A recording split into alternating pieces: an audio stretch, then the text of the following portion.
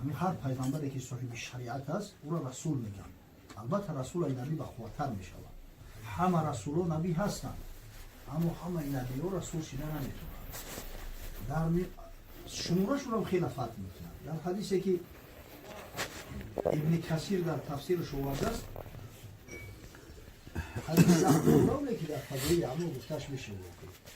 حضرت ابوذر غفاری رسول الله صلی الله علیه و سلم سوال کرد که یا رسول الله کامل انبیا پیغمبرو چی مقدارند؟ حضرت گفت 124,000 124,000 پیغمبر است. با سوالش کرد کمی رسول منهم، از همین میان چند تاش رسولند؟ حضرت گفت 313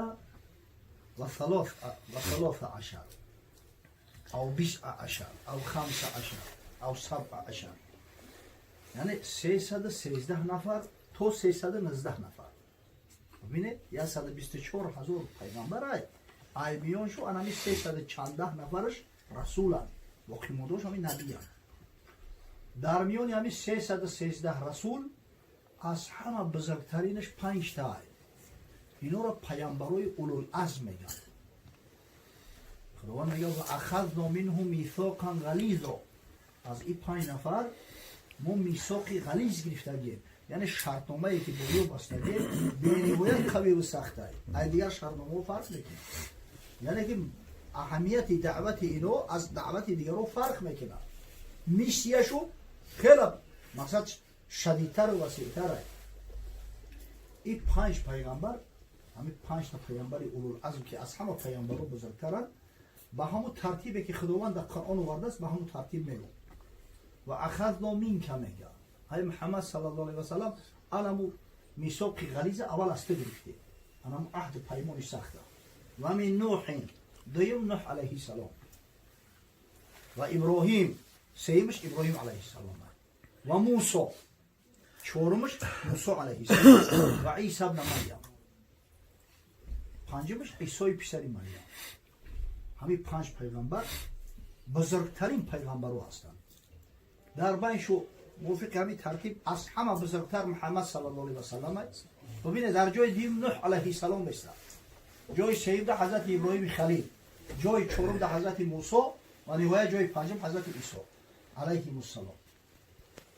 یعنی نوح از یکی از بزرگترین پیغمبرها. حتی در حدیث ها میبینید مردم میگه در روز قیامت نزدش بیاین که یا نوح پیش پروردگار طلب شفاعت، اولین رسول هستی در روی زمین.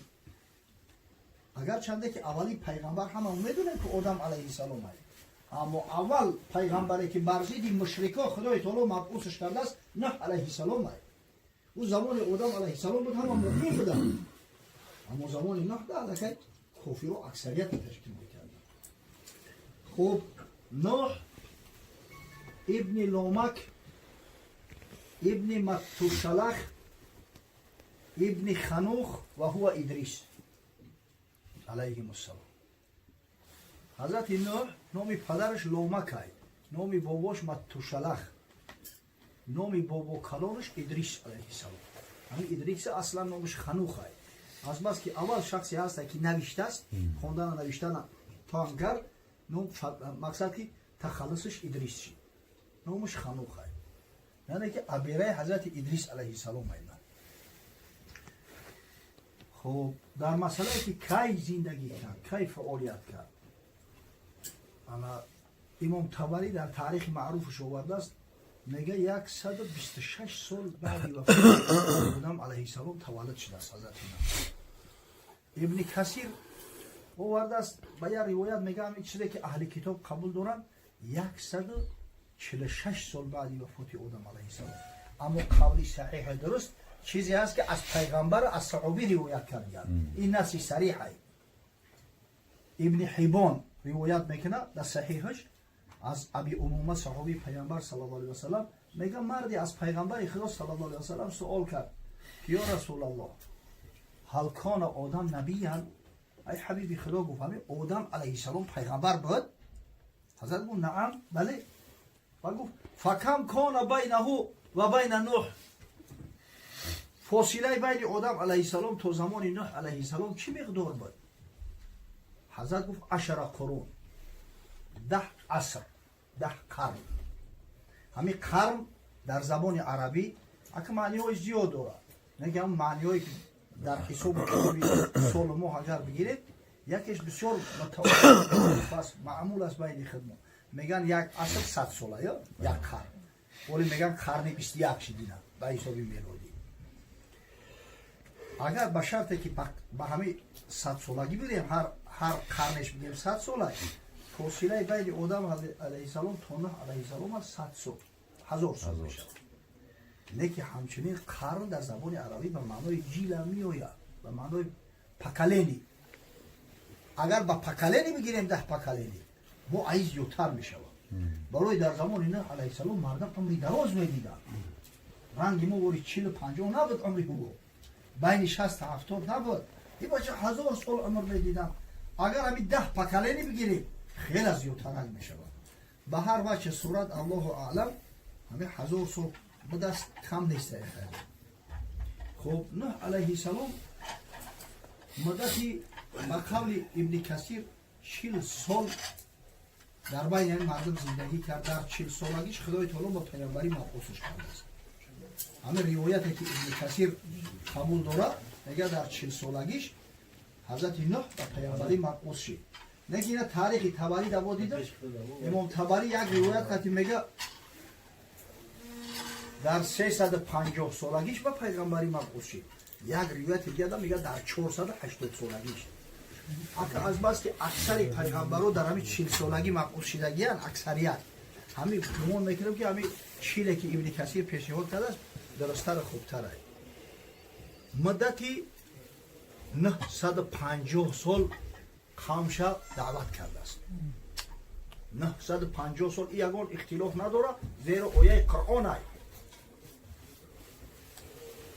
ولقد ارسلنا نوحا الى قومه فلبث فیهم 1000 سنة الا 50 عاما. خداوند میگه ما نوح علیه السلام میگه رسول قومش مبعوث کردیم به پیغمبر در بینش 1000 سال مگر 50 سال کم.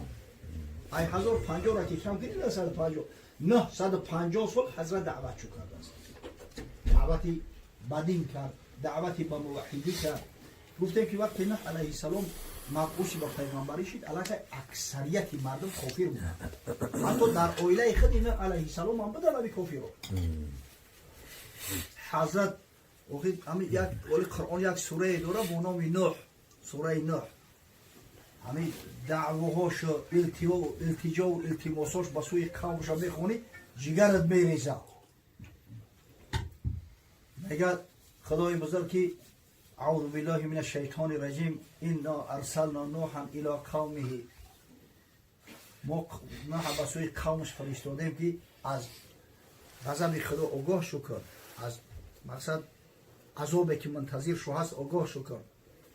قال یا قوم اینی لکم نذیر مبین ان اعبدوا الله واتقوه و اطیعون. ای قوم گفت من بیم دهنده آشکارم برای شما، خدا را عبادت کنه، مست نشوه. این مستی آخرش پستی ای، آخرش شرمندگی و رسوایی ای. اطاعت کنه، من پیغمبر خدا هستم. یغفر لکم من ذنوبکم. شما سر تا پا در گناه آلوده، اگر به شرطی که اطاعت کنه خدا را، توبه کنه، خدای بزرگ هم گناهای شما را میبخشه. و یؤخرکم الی اجل مسمى. و همون تقدیری را که براتون تعیین کرده است عذاب خود تأخیر میگذاره تا همون وقت شما را مهلت میده. این اجل الله اذا جاء لا یؤخر. اما قوم گوشش نکردن، مسخرش کردن، مذاقش کردن. حتی خانواده خودش بعضیاش مذاق و مسخرش میکردن، دیوانش میگفتن. آخر به سطوح اومد حضرت، دید که هیچ اصلاح نمیشوند. بعد پیش پروردگار دعا کرد. قال ربی اینی دعوت قومی لیلا و نهارا. پروردگارا من همی قوم شبانه روزی دعوت کردم، شب و روز، شبا خواب نمیکردم، استراحت نمیکردم، همی را دعوت میکردم که هدایت بیاون، دعوتشو میکردم که نجات بیاون. ربی اینی دعوت قومی لیلا و نهارا فلم یزیدهم دعایی الا فرارا. از دعوت من فقط میگریختن. ولی هم بعضی بغیرت ها هستن جای در امر معروف سر شوه او زود ببینی گریخت. همین کسی که وقتی سخن خدا و پیغمبر گفتن میشوه به عذر معرکه ترک میکنه و میگریزه و خدای تعالی او را حمور مستنفره گفته است که انهم حمور مستنفره، گویا همه خرای رمانده هستند، خرای وحشی رمانده.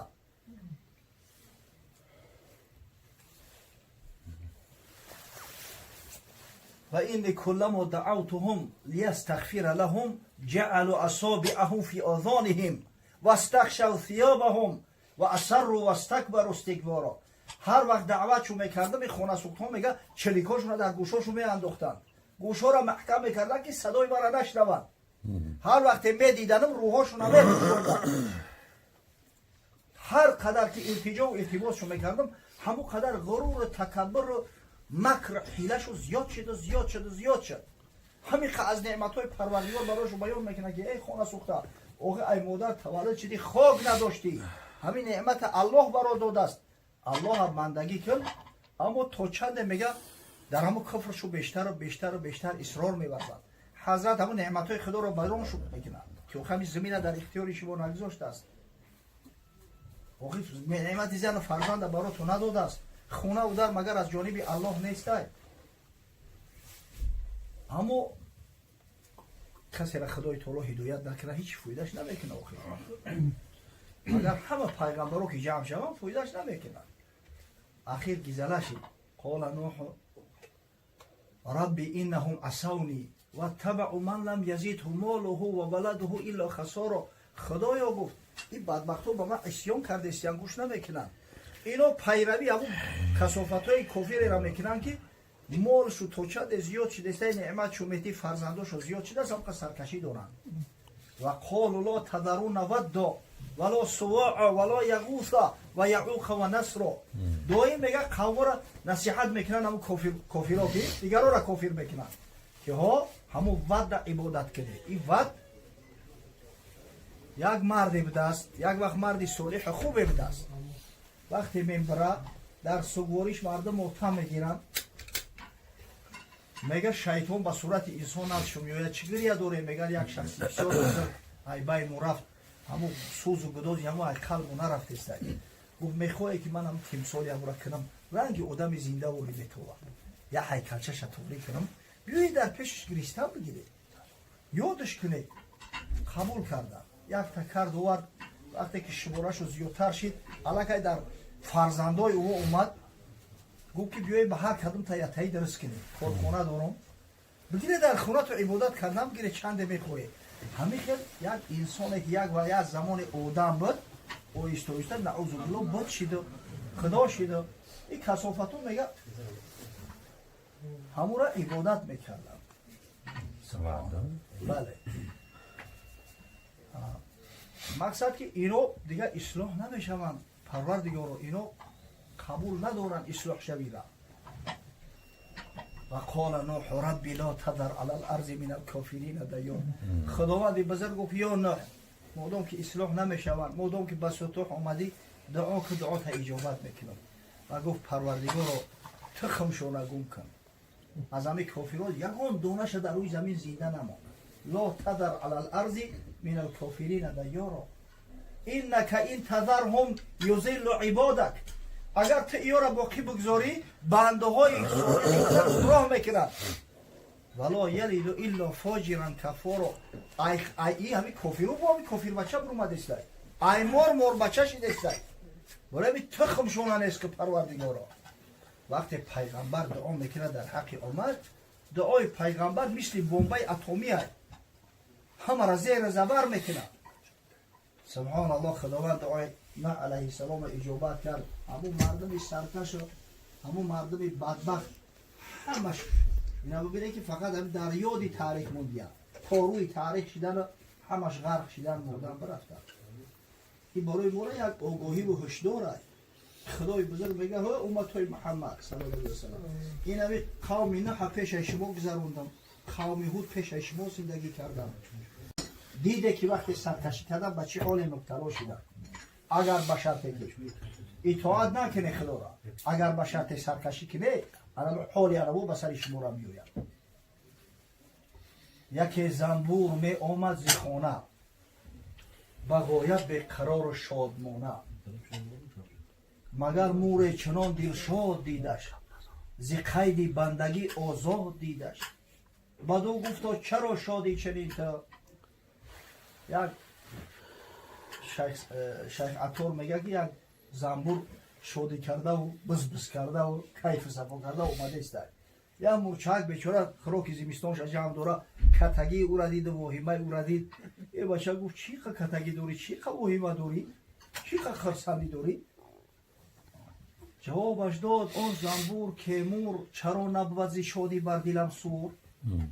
به هر جایی که خواهم می نشینم، ز هر چیزی که خواهم می نشینم. یه موی ابله گفت برای شادی نکنم.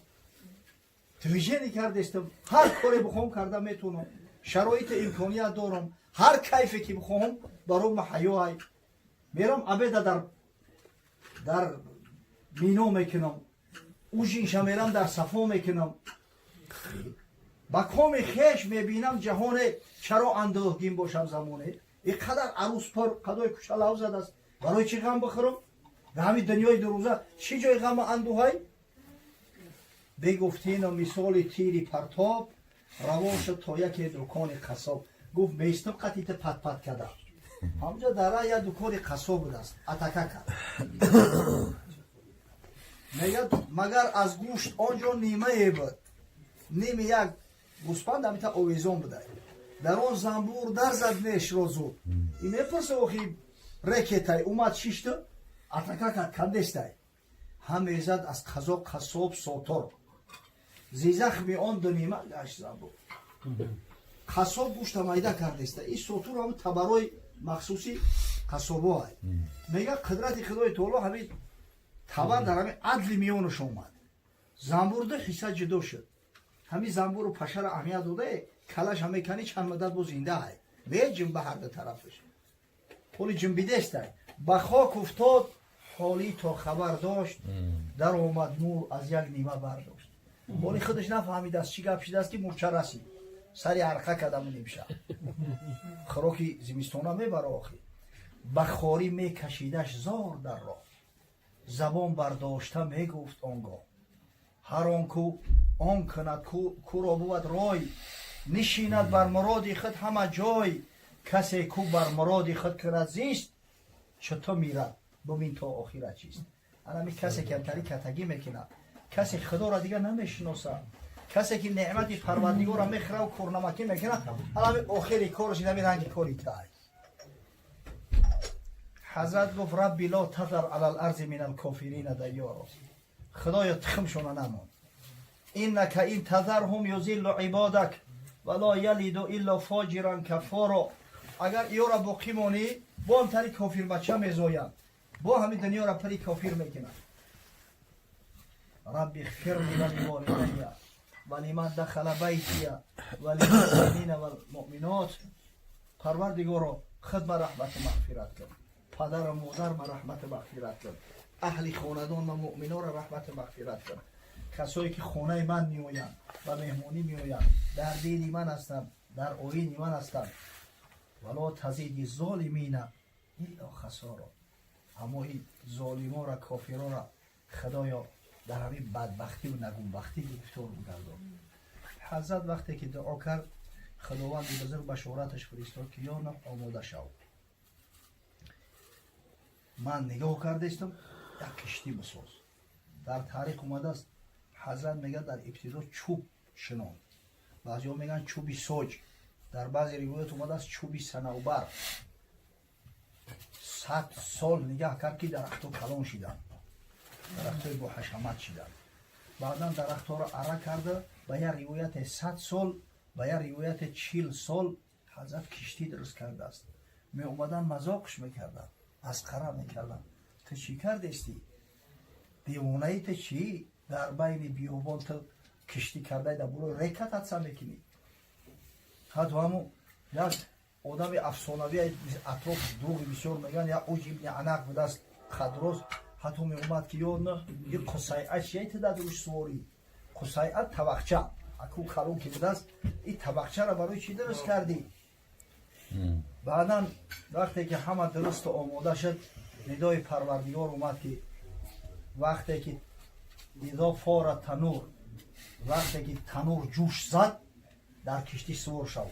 کسی به تو ایمان آورده است داخل کرد. از تمام جاندارا جفت بگید داخل کشتی کرد، نر و ماده بگید داخل کرد.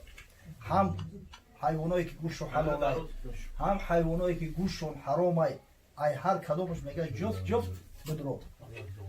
کشتی نوح علیه السلام با روایت قتاده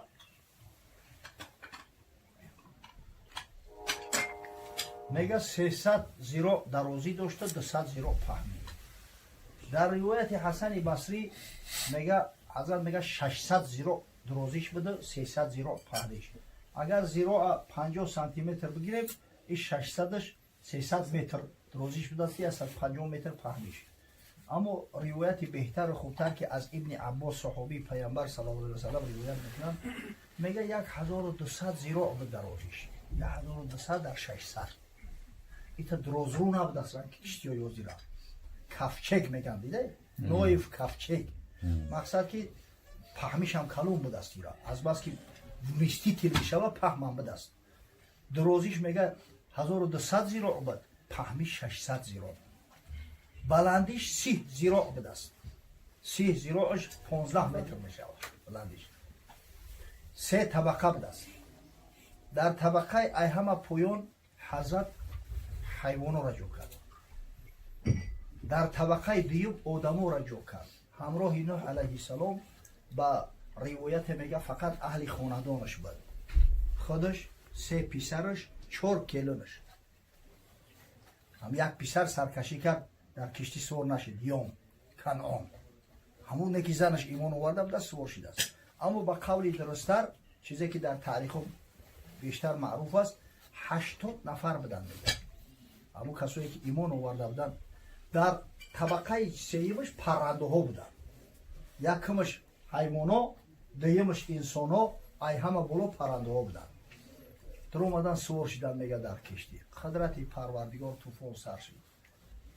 این مردم شوخی میکنن در خیلی اندکک آب بخیزه، آب خیزیایی که خدمون دارن شود تو همتری میشه یک اون بلندی یک در جون رو خلاص بکنیم بولای با میبروین که در تمام دنیا همین آب جوشیدن نزد. آسمان به ایست باریده استای، باران قط نشید، آب بلند شد استای. حضرت علیه السلام 4 پسر داشت، سام، حام، یافیث و یوم. یوم در بیبلیا و در کتابای چی کنعان اومده گید. در بسیاری تاریخ ها هم کنعانش میگن. همین ما و شما با هم کنعان میشناسیمش.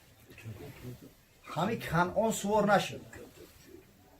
همین مثلا که پدر این کار میکرد است. این بدبخت قصه قرآنی ای حضرت نوح پدر ای آخی دید که فرزند سوار نشد است. این بخشه رشته در سرت بگی که غضب خدا ای بیا سوار شو که این بدبخت میگه سرکشی کرد.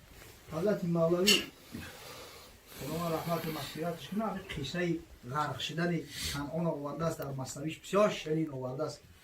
میگه همچه کنعان کاشنا میکرد او که نخواهم کشتی نوحی عدو. بیشتر در سرت بگی بیستی همی کنعانی ابله نشه که آوازی خوب بوده است. من گفت احتیاج به کشتی تو ندارم. حضرت پسر شدید گفت های بیا در کشتی بابا نشین تو نگردی محوی طوفان ای مهین. بچه جان بیا در کشتی. بابا پدر ای اساسا همون پپایی که رسول میگن هم بابا ای. بچه بیا در کشتی بشین که غرق میشه. گفت نه من آشنا آموختم، من بجز شمع افروختم. گفت من آوازی را یاد گرفتگیم، رنگ ایت جان نکندم کشتی نکردم، آوازی را یاد گرفتگیم، احتیاج ندارم به کشتی تا. های بیا که این موج طوفانی بلاست، دست پا و آشنا امروز لاست. یک خانه آباد بیا که این روزی آوازی نیست. این موج طوفانی بلای آوازی خطی خلاص نمیخری.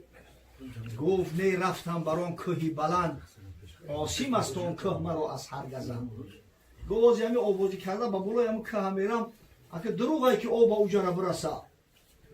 های بیو که که هست این زمان جس حبیبی خیش رو نداد امان ای خانه سوخته این که امروز رنگی که های اوخی از جانب پروردگار وعید اومده است همه را نصف میکنه غیر نوح علیه السلام و مؤمنایی که در کشتی هستن بیا کتگی نکن بیا سوار شو گفت کی من پندیتا بشنودم که گمان کردی که میزیندودم کی گفت من با گپیتا عمل کردم که امروز میکنم و تو در نظری من حال جمعه دیوانه ای نعوذ بالله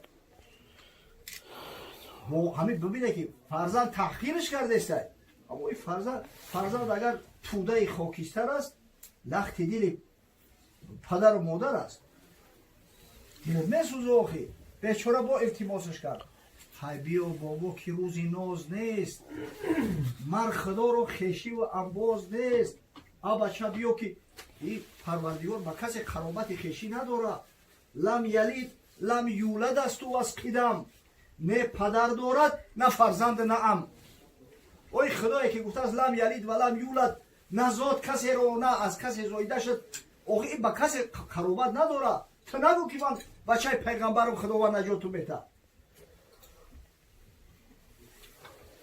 جز خضوع و بندگی و استرار اندرین حضرت نداره که اینجا جای غرور و تکبر نیست همون شیطان به همون علمی که داشت به همون عباداتی که داشت غرور و تکبر وقتی پیشه کرد رانده شد رجیم شد اندرین گفتم بدن که موجی تیز بر سر کنعان زده شد ریز همین وقت میگه یه موجی کلون اومد اون بعضی موجش ای نه تجوره کلون ایوخی اومد همت محکمش کرد غرق شد میگه حضرت نگاه داره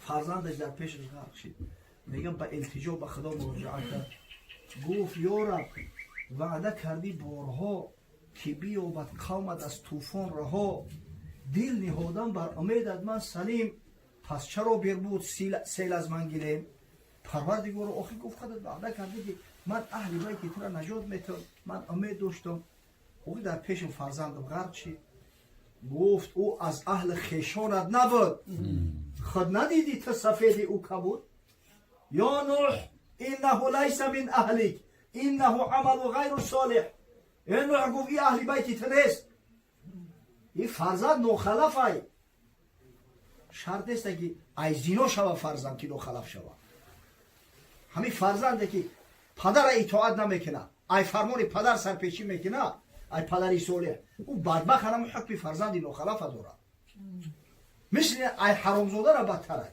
حرامزاده گناه نداره بیچاره گناه پدر و مادره که حرامزاده تولد بشه اما این فرزندا این بدبختا حکمشون هم حرامزاده را پستر میشه خداوند گفت اهل بیت تو نیست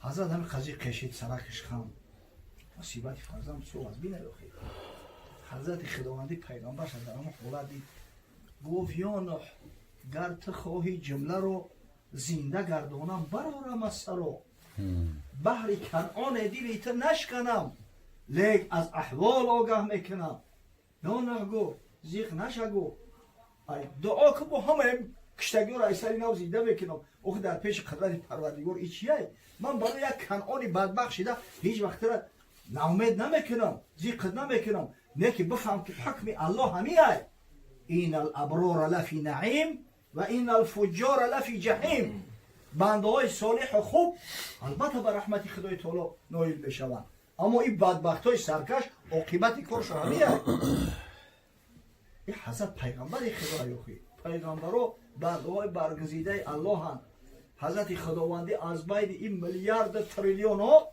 پیغمبرها را انتخاب کرده است اینا همه برگزیده گفت نه راضی هم که تو مرا همکنی غرق اگر باید تو را پروردگار گفت چجای فرزند به خدا قسم اگر حاضی تو خدمم غرق کنی من راضی هم تیانشان در تیانشان اینا کوی تیانشان در بلندی 6-7 هزار متر از سطح بحر همه استخوان و مقصد سکلتی اکولا یفتن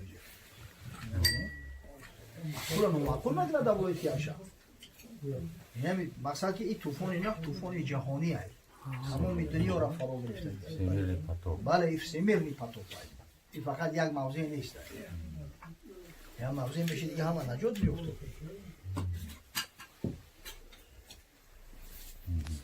لطفت بجید ای عجب من عاشق این هر جزی من پروردگار رو هم عاشق لطف و مهربانی تو هم عاشق قهر و غضب قصه کوتاه کنعان هلاک شد در آب زن حضرت نوح علیه السلام در همین آب هلاک شده است ای اهل بیتش سه پسرمون سام هم یافیس و 4 کلنش همین زن کنعان هم ایمان آورده بود در کشتی بود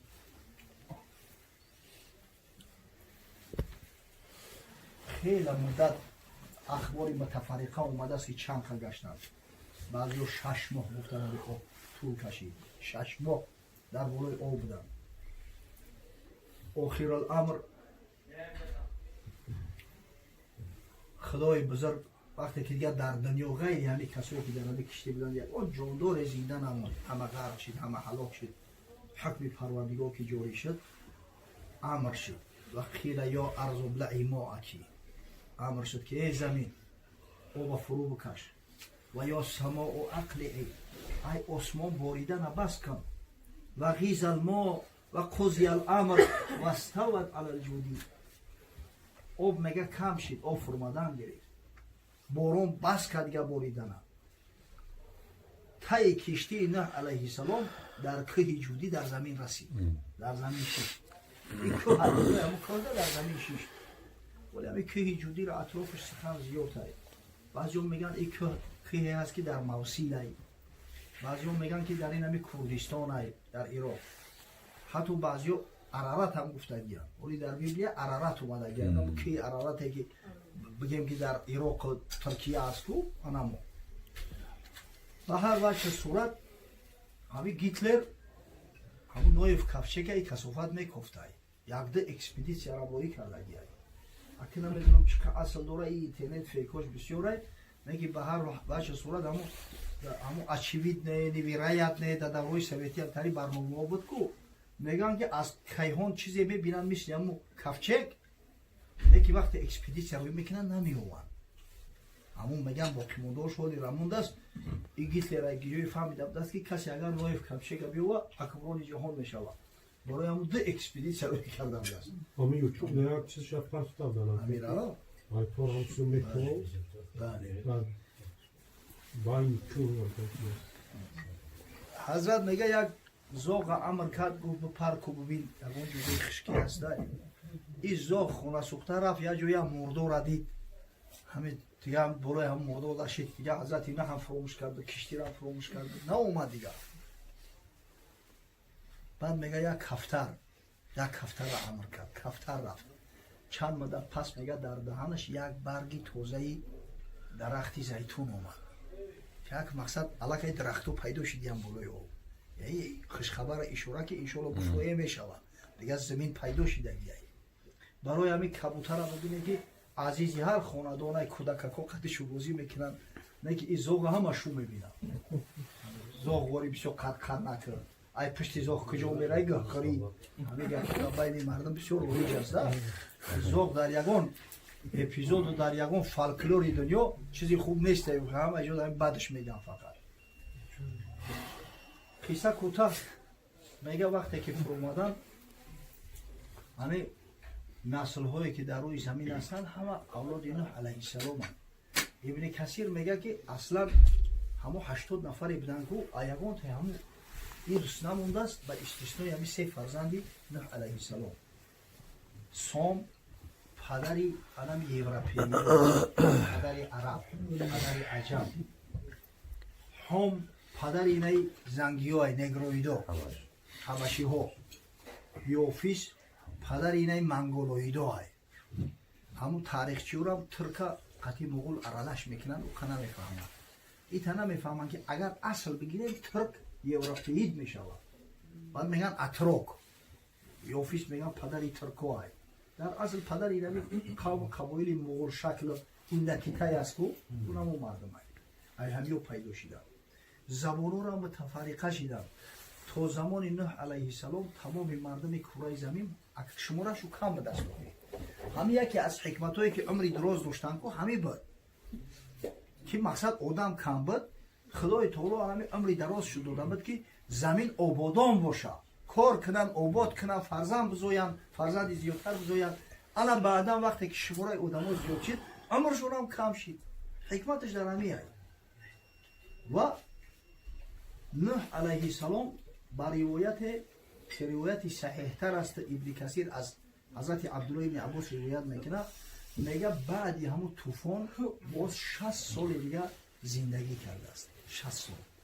اگر به همین روایت بگیریم حضرت نوح علیه السلام 1050 سال عمر دیدگی، 40 سال تا بعثت پیغمبریش، 950 سال زمان پیغمبری و دعوت شد، 60 سال بعد طوفان و بعد هلاک شدن مردم. همین روایت صحیح ترش همی است. روایات خیلی زیاد اومده است. امام طبری میگه که بعد همون طوفان با 350 سال دیگه عمر دیده است. اگر همون حسابی را که از امام طبری آوردیم که تا بعثت 350 سال عمر دید، بعد 950 سال دیگه دعوت کرد، با 350 دیگه عمر دید، اگر این را حساب کنیم 1650 سال عمر دیدگی است.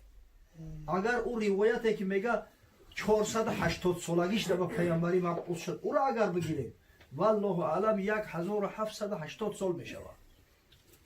اما همین روایتی که از ابن عباس آوردن، همین را ابن کثیر ترجیح داده است که 1050 سال بود عمر حضرت، 40 سال زمان تو پیغمبری شد، 950 سال زمان دعوت تبلیغ شد، تا طوفان 60 سال دیگه بعدی طوفان. خداوند نوح علیه السلام رحمت و مغفرت کنه. فردا روز قیامت در زمانی که مردم در تهلکه، آفتاب پایان شده است، مردم در آب عرق خچو غرقه شدیم، حتی عرق میگه لجام شو زده است که دیگه دهنشون هم کده نمیتونه. نزد آدم علیه السلام میگه، حضرت آدم میگه که خداوند من آن کرده بود از خوردن میوه همون درخت من سرکشی کردم خوردم، امروز میترسم. گفت نزد نوح علیه السلام بره، نزد حضرت نوح علیه السلام اومدن. حضرت نوح علیه السلام گفت که این ربی قد غضب الیوم غضبا لم یغضب قبله مثله ولن یغضب بعده مثله. خداوند بسیار غضبناک کرد، همین خیلی غضب دوره که هیچ وقتی خیلی غضبناک نبود و هرگز هم خیلی دیگه غضبناک نمیشود. و اینی قد دعوت علی قومی، من دیگه خجالت میکشم. بود من خداوند گفت یا نوح دعا کن، من دعا کردم که ربی لا تذر علی الارض من الکافرین دیارا. خداوند همش نیست، ولی برام بگو که همین غمی جون همی را بخ در بین هم قوم خود مستن کو من از شهر میدارم.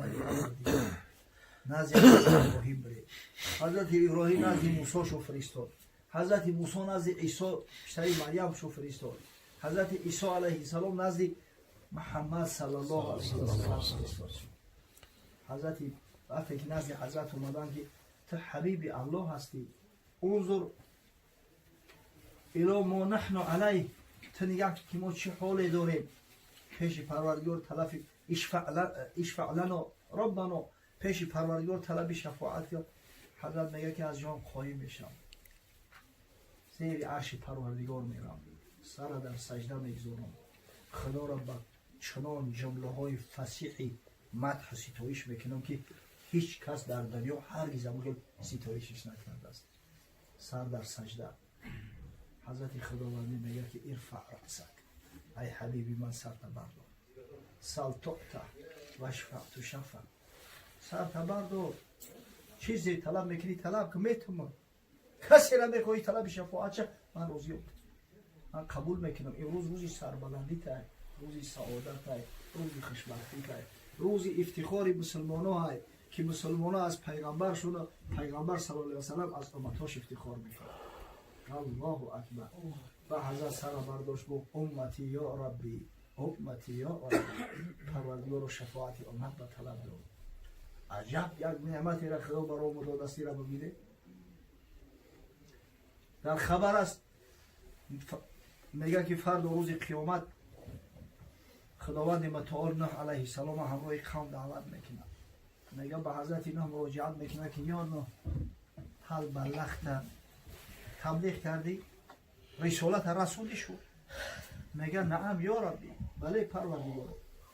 رسوندم شد بعد با قوم مراجعت میکنه خداوند متعال که اویا همین تبلیغ تو کرد هل بلغکم میگن نه ما یکم پیغمبر رو ندیدیم ما هیچ چیزو خبر نداریم و حضرت اینا علیه السلام میگه در دعوت شاهد داری حضرت میگه دارم کیه شاهد دار میگه محمد صلی الله علیه و سلم و امتی محمد صلی الله علیه و سلم و حضرت رسول الله صلی الله علیه و سلم شاهد میکنه همینجا حضرت حدیث گفت بعد اولای قرآن تلاوت کرد مقصد که خدای تعالی میگه که فکیف جئنا و جئنا بک علی هؤلاء شهیدا ما فردا روز قیامت بالای همه امتها و همه قوما همچه شاهد قایب میداریم که تو شهادت بر ایمان شو میدی شهادت بر صدق گپ شو میدی شهادت بر دروغ گفتن شو میدی الحمدلله رب العالمین ما مسلمانان نوح علیه السلام دوست میداریم نسبتش محبت داریم پیامبری بزرگ بودنش اقرار داره همین بزرگی اسلام و مسلمانان را در امیه تمام پیغمبران را قبول داره تمام کتابا را قبول داره از همین خاطر است که یگانه ملت موحد در دنیا مسلمانان هستند واقعا قصه پیغمبران را در یک لحظه و دو لحظه گفته نمی شود اگر معذرت بخواهم که صحبت شاید به درازا کشیده باشه که اگر بخواهی که یک معلومات کافی بگیری مجبوری آخه گوش کنی با همین گپای هوایی و مقصد که چیزی که اصل نداره گوشم را پر کردیم ذهنم را پر کردیم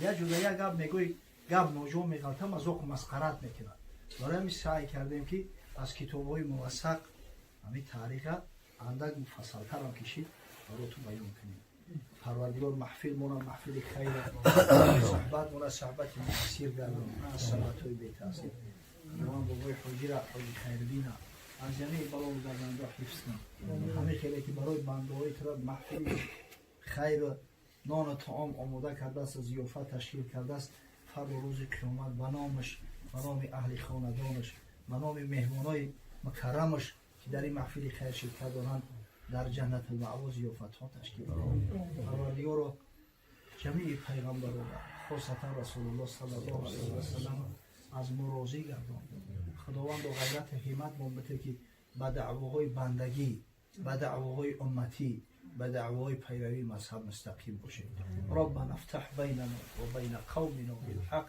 و انت خیر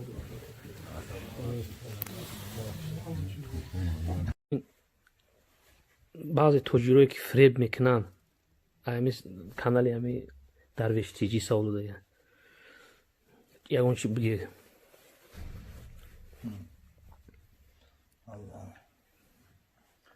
اصلا فریب نیران برای مسلمان زیبندن است چیزی توجیه حضرت میگه من غشن فلیس منا کسی اینطوری حیله و نیران میکنه از ما نیست در مسئله تجارت سودا در بازار حضرت صلی الله علیه و سلم به نهایت سختگیری میکرد در مکه مکرمه زندگی مردم اساساً از حساب تجارت بود اونجا نه زراعت میشود نه یگان کاری دیگه مردم با همین تجارت روزگذرانی میکنن در صحیح مسلم اومده است میگه حضرت صلی الله علیه و سلم به اصحاب مراجعت کرد گفت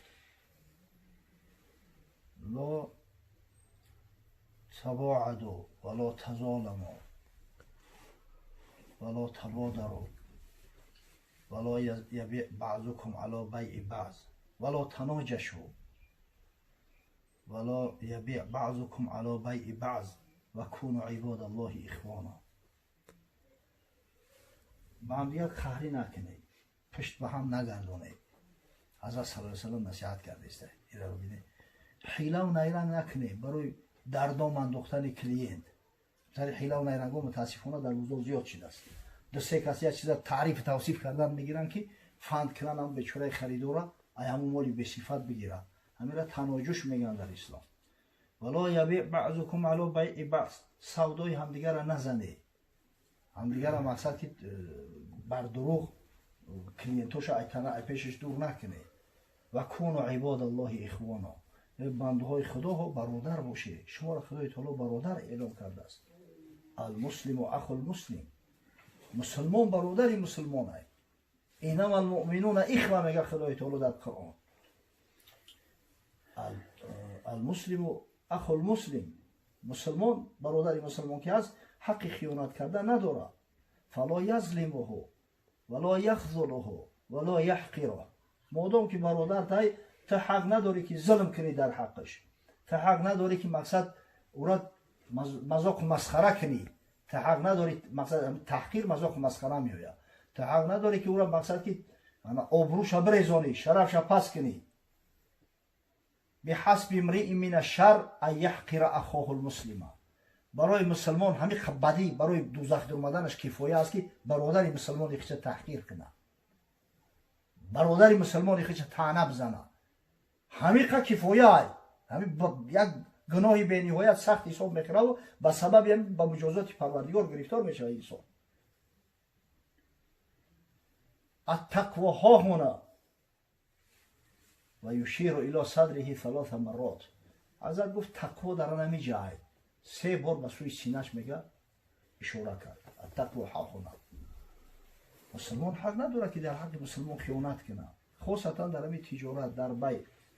اصلا بگیریم ولی در تجارت متاسفانه ما دست به تجارت بزنیم و قاعده‌های همین بیع نمیدونیم. خریدار بعضی اختیارها داره، خیاری رؤیت داره، خیاری شر داره، خیاری عیب داره. نمیفهمیم این طریق چیز داره. چیزی را که ندیده اگر گرفته، اگر ما بود دیدی و نفهمیدت معقول نشید، تا 100% حق داری که برگردونی. صاحب مال لام گفته نمیتونه، تا حق داری. شرط قطعی گرفتی که مایلش بینم برام یک 3 روز بسته خوشو فکر میکنم که بخرم یا نخرمش. با خیاری شرط گرفته باشی تا 3 روز تا حق داری که اگر ما بودو همون چیز مقصد که لازم نشید به تو یا معقول نشید بگردونید. خیاری عیبش دائمی ای. اگر همون عیبش ثابت شود که وقتی که در دست صاحبش بود همون عیب داشت، اگر 10 سال پس هم همون عیب بفهمی 100% حق داری که برمیگردونیش. همین چیزا رو متاسفانه رعایت نمیکنیم.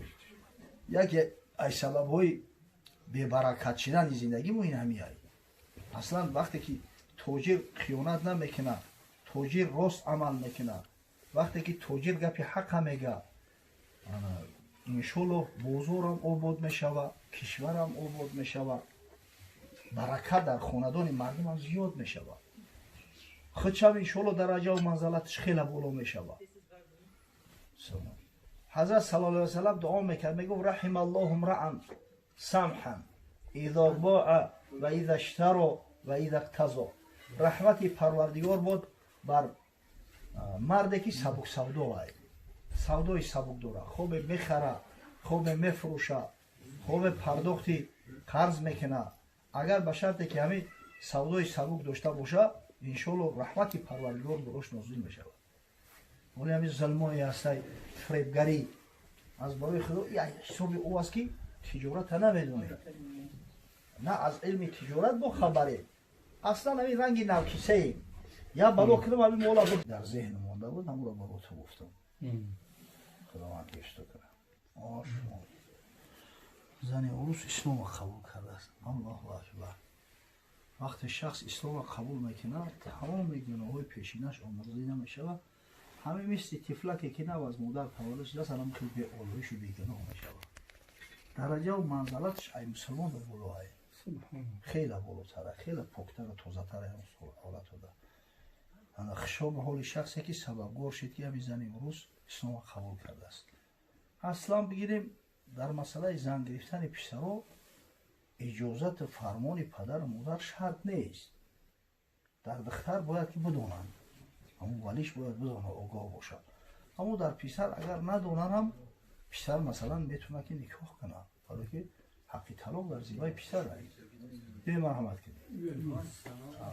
پدر و مادر را بپرسه. اگر زن خوب باشه، صالحه باشه، اگر هم به همون زن باور داره که مقصد که بعدا از دین نمیگرده، نعوذ بالله همطوری حالتهای بچه هم دیدیم که بعدا سبب میشوه مثلا مردی مسلمان طلاقش میته و از دینش میگرده. همین چیزا را هم را باید که اول خوب بسنجه، انیخ کنه، بعد دست به این کار بزنه. زیرا که بسیار مسئولیت بزرگ میشوه. خدای نکرده به عیب همین اگر همون زن از اسلام خارج شود وای به حالش که یک مسلمان کافر کرده است پگه در پیش خدا جواب میگه او جوان مرد شود و نشود که زنک بگیره و ایس پدر و مادرش طلب کنه که سرش ده با سرش بده نمراه کردن در کار نیست. ما باید سعی کنیم که یک آدم از رفتار و کردار ما با مقصد از مسلمان بودن ما با وجد بیایه و مایل کنه که همین دین اسلام را قبول کنم. از اون کسایی نباشیم که برعکس رفتار میکنن.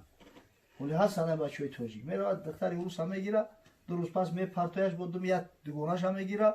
همون آدمی که مایل رغبت به اسلام داره اگر همین کار رفتار را ببینه دلش خنک میشه در اینجا گناهگارش سخت میشه. اگر به شرطی که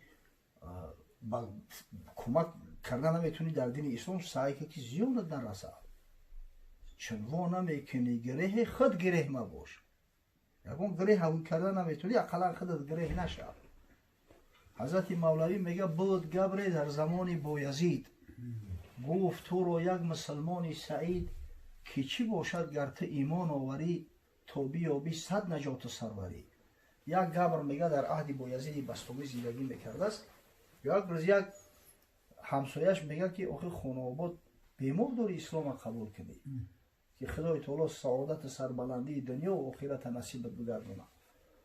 گفت آن ایمان اگر هست مرید آن که دارد شیخ عالم بایزید من ندارم طاقت آن تاب آن کنفوزون آمد ز کوشش های جان. گفت اگر ایمان اسلام گفته تو ایمان اسلام همین بایزیدی بستگی در نظر داشته باشی زوری من نمیرسه. این مردک سال 12 ما روزه داره اول شب تا سحر در قیام باز ایمان خودگر ایمان شماست نه بدان میل استم و نه مشتهاست. نه که اگر ایمان اسلام گفته همین ایمان اسلامی خطا در نظر داشته باشی یکون ذره میل رغبت ندارم دروغ میگوی تهمت میکنی غیبت میکنی حق مردم میخری از برای ثواب آخه طاعت عبادت میلنگی از حرام پرهیز نمیکنی آخه کجای تو مسلمانی هست؟ همین آدمی که هزار میل رغبت داشته باشه به همین دین اسلام رفتار و کردار بعضی‌ها را میبینه دلش خنک میشه و دلش میمونه. برای انشالله دختر مسلمان شده است خشو به حالش مرتبه و منزلتش خیلی بلنده رنگ ملائکه ایالی گناه نداره. اگر میگیری خشو به حالت نکی سعی که نوجوان مردی نکنی حق رعایت کنی. اصلا همیچ خیلی که مرد در ذمه زن حق داره زن در ذمه مرد حق داره. یک حوجی روزان میزنه ایراسیه زنی روسی گرفتگی هم خیلی اون روسو میخونن کم کم رنگی ما تنبل نیستن اخی همه خونده است درباره حق و حقوقی که زنک در ذمه مردک داره خونده است ایران کشترش قطعی است. اینای طریق پوب دست اینا مقصد که تامیورا رعایت نمیکنی اکاز بیچا من برای تو یک کوخارکا نیستم تو امکان شرایط داری تو باید خوراکی برای ما حیو کنی بگیری بیاری این خانواده چیکارش کنم میگه این پروژه در خونده است. گفتم این منتالیته شو دیگه های وقتی که میگرفتی همین را باید به نظر میگرفتی بعدا خیلی بخبر شده است. این زنه که توجی که بیسواد نیست میخونه حق حقوقش که طلب میکنه مردک شوخی شریعت رخصتش داده است توخی شرایط امکان داری حتی تعمیلش کرد یه جای دیگه گریز نیست.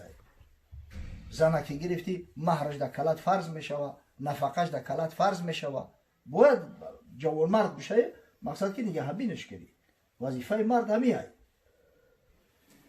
خداوند همت شو بلند بگردونه ای برادر که آن وقتی که زنی را که نه تازه مسلمان شده است دیگه میکنه میگیره حق و حقوقش رعایت کنه محبت همون زنه به اسلام بازم بیشتر و زیادتر بگردونه. آمین.